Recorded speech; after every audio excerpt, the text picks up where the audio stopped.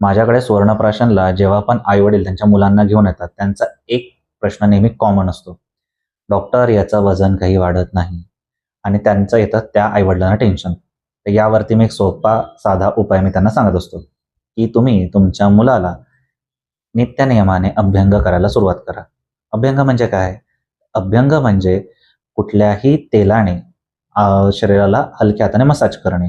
त्यासाठी काही विविध आयुर्वेदामध्ये तेलं सांगितली, जे वातशामक आणि पुष्टिकर म्हणजे शरीराचं बल वाढवणारं किंवा धष्टपुष्ट करणारे असे तेलं सांगितलेले आहेत. तर त्या तेलांनी जर आपण अभ्यंग मुलांना नियमितपणे केलं, तर त्यांचे जे काही किडमिडेपणा असतो, म्हणजे जे काही हडकुळेपणा असतो, तो सुधारतो. त्यांची बोन स्ट्रेंथ चांगली होते, त्यांची पचनशक्ती सुधारते, त्यांचं मस्क्युलर एंड्युरन्स वाढतं आणि दुसरी गोष्ट म्हणजे भूक वाढायला सुद्धा मदत करते आणि अशी मुलं मग नंतर हेल्दी व्हायला मदत करतात.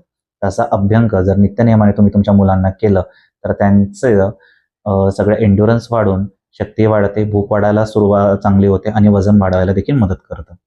अधिक माहितीसाठी आमच्याशी जोडलेले राहा. धन्यवाद.